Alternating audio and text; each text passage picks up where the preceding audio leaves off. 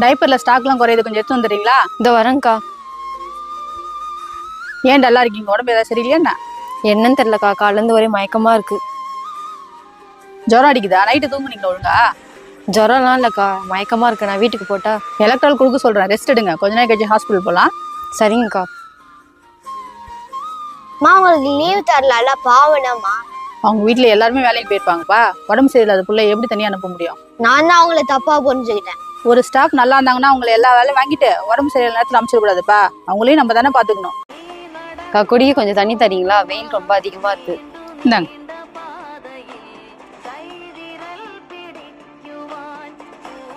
கொஞ்ச நேரம் உங்க கடையில உட்காந்துட்டு போட்டுமா? ஐயோ, அதுக்கு என்ன, உட்காருங்க.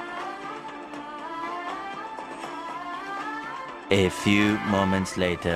ரொம்ப தேங்க்ஸ்க்கா. நெக்ஸ்ட் டைம் உங்க கடைக்கு வந்து அதை வாங்கிட்டு தான் போவேன். நான் வரேன். வாங்க.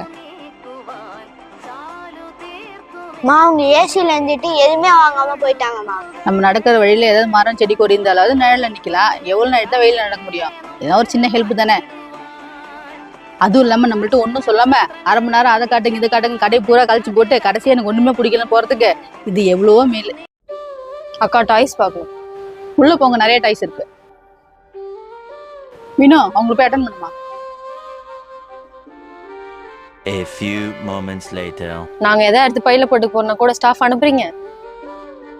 அப்படிலாம் ஒண்ணு இல்லைங்க. கடை பூரா 18 சிசிடிவி இருக்கு. நீங்க கடைக்கு ஃபர்ஸ்ட் டைம் வரீங்களா? எது எங்க இருக்குன்னு உங்களுக்கு தெரியாதுல்ல, அதனாலதான் ஸ்டாஃப் அனுப்புனேன். ஸ்டாஃப் கூடவே வந்து என்ன பிரைவசியே இல்லாத மாதிரி இருக்கு. நீங்க இப்படி சொல்றீங்க. நேற்று ஒரு கஸ்டமர் வந்தாங்க, ஸ்டாஃப் அட்டன் பண்ண போலன்ட்டு அவங்க பொருளையே வாங்காம போயிட்டாங்க.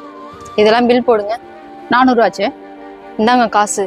நாங்களாம் என்ஆர்ஐ, வெளிநாட்டுலாம் அப்படி இல்லை, இங்க வந்தா மட்டும்தான் அப்படி இருக்கு. ஏமா அவங்க எப்படி பேசிட்டு போறாங்க?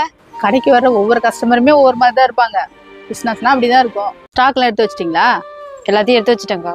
டைம் ஆயிடுச்சுல, நீங்க கிளம்புங்க. இந்த நோட்டெல்லாம் மட்டும் எவ்வளோ ஆச்சுன்னு பாருங்களேன். யாருக்கு நோட்டு? என் தங்கச்சிக்கு தான்க்கா. காசெல்லாம் வேணாம், நீங்க எடுத்துட்டு போங்க. இது எப்படியும் 300 ரூபாய்க்கு மேல வரும். என் கணக்குல எழுதிக்கோங்க. உங்க வீட்டு புள்ள படிக்கிறதுக்கு தானே, அதுவும் என் வீட்டு புள்ள மாதிரி தான். நீங்க எடுத்துட்டு போங்க. தேங்க்ஸ்க்கா, நான் வரேன்.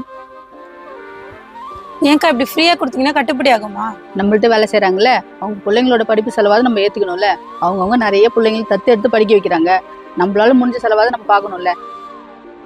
படிக்கிற பிள்ளைங்களுக்கு ஹெல்ப் பண்றதெல்லாம் பெரிய புண்ணியம்ப்பா. இறக்கிற கடை தான் சுரக்கும். நம்ம யாருக்காவது கொடுக்கணும்னு நினைச்சேன்னு வச்சுக்கேன், கடவுள் என்னைக்குமே நம்மள கொடுக்குற இடத்துல தான் வைப்பாரு. அக்கா, வீட்ல இருந்து ஃபோன் வந்தது. நான் கொஞ்சம் வீட்டுக்கு போகணும். பர்மிஷன் தருவீங்களா? இப்பவே வா. ஏன் வீட்டுல ஏதாவது பிரச்சனையா?